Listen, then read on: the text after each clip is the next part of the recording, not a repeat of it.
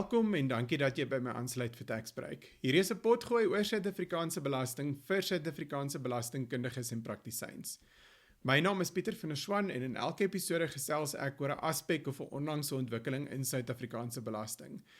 En ek doen dit natuurlik in Afrikaans.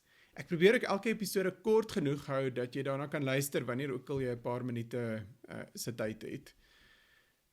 Ons gesels vandag oor 'n persepsie wat daar bestaan dat solank as wat mense uitgawe aangaan wat met 'n besigheid verband hou en in die loop van hierdie besigheid jy belasbare lewerings vir BTW doeleindes maak, kan jy maar die insetbelasting op hierdie koste eis. En ons gaan praat oor 'n saak wat eintlik ons mense net weer herinner, maar dit is nie altyd in alle gevalle hoe dit werk nie.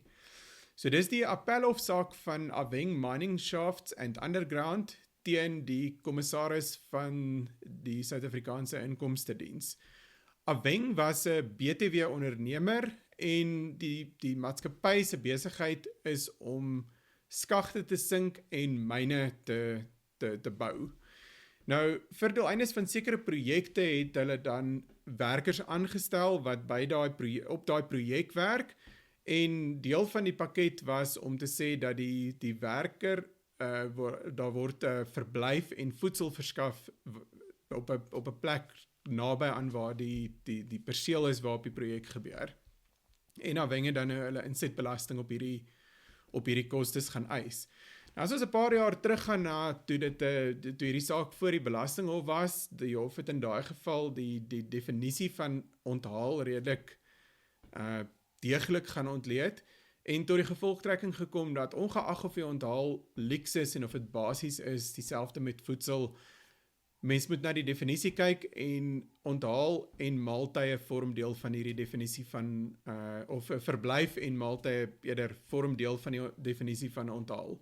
So, die appelhofsaak het op die basis gewerk dat hierdie koste ter sprake is onthaal. Daar was baie min van 'n debat of ten minste uit wat mens kan aflei uit die uitspraak oor of dit onthaal is of nie. Dit blyk ook uit die uitspraak asof Aweng hulle posisie redelik gaan baseer het op die beginsel van neutraliteit. So met ander woorde in 'n BTW-konteks beteken neutraliteit dat BTW behoort nooit 'n koste vir die besigheid te wees nie. En hoe die stelsel dit reg kry is om te sê wanneer 'n ondernemer wat belasbare lewerings maak BTW op 'n insetkoste betaal, behoort die ondernemer daai koste te kan terugeis om seker te maak dat die koste nie 'n las vir die ondernemer word. Nou, daar's 'n paar goed wat ek graag wil uitlig uit hierdie saak. Dis eintlik 'n redelike kort uitspraak en ek dink 'n goeie saak om te gaan lees. Die eerste een is dat daar miskien 'n bietjie van 'n les oor die interpretasie van wetgewing weer in hierdie uitspraak is.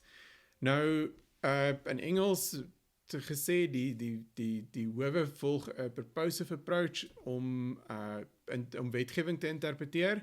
So met ander woorde, hulle kyk na die konteks van die wetgewing, die doel van die wetgewing en dan ook die werklike bewoording van die teks van die wetgewing. En dit lyk asof hierdie argument rondom BTW-neutraliteit redelik sterk op konteks en doel gebaseer was, maar 'n moontlike probleem gehad het op die werklike bewoording van die wetgewing, soos ons nou net hierna 'n bietjie oor sal gesels. En wat regter Koen gesê het, is die teks en die struktuur van die wetgewing het, soos hy dit gestel het, 'n gravitasiekrag wat baie belangrik is en baie keer deurslaggewend is. Nou goed, kom ons gaan kyk wat het die BTW-wetgewing dan nou die werklike woorde van die wetgewing gesê. Die belangrike ding is, die BTW-wet verbied insetbelasting op onthaalkoste. Maar met die uitsondering dat as jy vir sekere uitsluitsels kwalifiseer, dan kan jy die inset BTW op onthaal eis. Ek dink wat mense ook uit hierdie saak dan nou kan kry, is dat jy behoort nie te liberaal te wees wanneer jy hierdie uitsonderings gaan interpreteer nie. Dit is uitsonderings wat verband hou met kostes wat andersins heel moontlik vatbaar sal wees vir potensiële misbruik. So as mens net in die konteks van onthaal gaan dink, daar's 'n baie fyn lyn in baie gevalle tussen onthaal vir besigheidsdoeleindes en wanneer jy eintlik na onthaal vir persoonlike of privaat doeleindes aan die kyk is. So daar's 'n baie, hierdie tipe koste is vatbaar daarvoor dat dit baie moontlik nie noodwendige besigheidskoste kan wees. As ons nou 'n bietjie kyk na hierdie uitsonderings, so met ander woorde die hoër drempel waaraan 'n mens dan moet voldoen voordat jy die onthaalkoste se inset BTW kan eis, dan is daar 'n paar uitsonderings wat geld vir entiteite in die onthaal besigheid, so tipies restaurante, daai tipe van goed. Wat die hof daarso beslis het is dat hierdie uitsonderings kan nie op Aweng geld, omdat Aweng se gewone besigheidsaktiwiteit was om skagte te sink en myne te bou. So Aweng het nie 'n onthaalbesigheid bedryf nie. So daarom het hulle nie daarvoor gekwalifiseer nie. Die ander uitsondering wat daar bestaan wat konseptueel moontlik relevant kon wees is waar werknemers waar 'n werkgewer vir 'n werknemer maaltye en akkommodasie verskaf, so met ander woorde onthaal verkry, weg van die plek van die persoon se gewone plek van verblyf en sy normale werksplek. Nou, waar die persone aangestel is om spesifiek by 'n projek, by daai projek se perseel te werk, word dit hulle normale plek van werk. En kan mens dan nou ook nie op hierdie uitsondering staat maak nie. So die hof het uiteindelik Aweng se appel van die hand gewys en dit het aan die maatskappy gelos in 'n posisie waar dit nie die insetbelasting kon eis nie. So om op te som, wat kan 'n mens potensieel uit hierdie saak leer? Ek dink die eerste belangrike ding is rondom interpretasie. Alhoewel mens na konteks en doel van wetgewing kyk wanneer jy 'n interpretasie vorm, is die werklike bewoording van die wet nog steeds baie belangrik. So mens kan nie dit gaan ignoreer en bloot net na konteks en doel gaan kyk nie.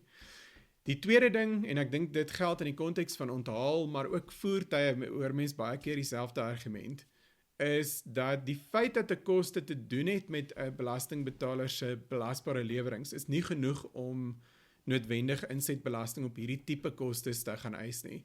Daar's 'n hoër drempel omdat hierdie kostes vatbaar is vir persoonlike of privaat gebruik. En mens moet daai hoër drempel gaan toets aan die hand van die detailbewoording en die detailreëls wat daar rondom dit ontstaan, om te sê maar in watter gevalle kan jy wel daai insetbelasting eis. Dis dit vir vandag se episode. As jy enige vrae het, opmerkings, stuur gerus asseblief vir my 'n e-pos. My e-posadres is in die notas tot hierdie episode. As jy van die Potgooi hou, gaan like, subscribe op jou gunsteling Potgooi platform en vertel natuurlik al jou vriende en kollegas daarvan. En maar net weer 'n herinnering soos altyd, hierdie Potgooi is slegs vir inligtingsdoeleindes, dis nie bedoel om belastingadvies te wees of 'n plaasvervanger vir belastingadvies nie. Tot volgende keer. Totsiens.